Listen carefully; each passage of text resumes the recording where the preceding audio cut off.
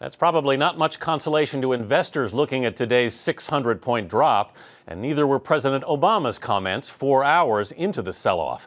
Norah O'Donnell is at the White House. Norah? Good evening, Anthony. And President Obama today tried to instill some calm and reassure Americans about the state of our economy. But even as the president spoke, the Dow Jones took a nosedive and dropped below 11,000.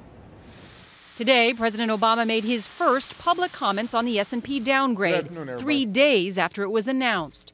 No matter what some agency may say, we've always been and always will be a AAA country. The president noted that the S&P downgraded America's credit rating due in part to doubts about politicians' ability to work together to rein in ballooning deficits and debt. We didn't need a rating agency to tell us that the gridlock in Washington over the last several months has not been constructive, to say the least.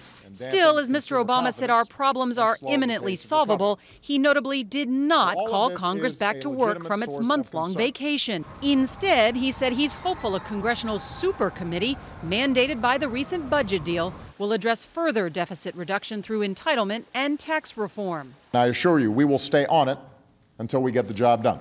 The American public seems increasingly fed up with Washington. President Obama's approval rating stands at just 48%, and a staggering 82% disapprove of Congress, the highest ever recorded in a CBS News New York Times poll.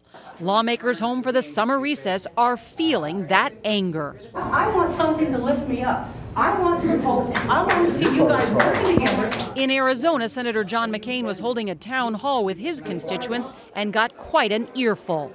They are fed up with all of us. But I would point out, for the first 2 years, the Democrats controlled all three branches of government.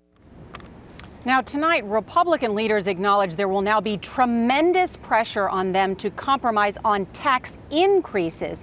But the majority leader, Eric Cantor, wrote a memo to fellow House Republicans warning, "We will be told there is no other way forward, but, quote, I respectfully disagree." Anthony? Norah O'Donnell at the White House. Thanks, Norah.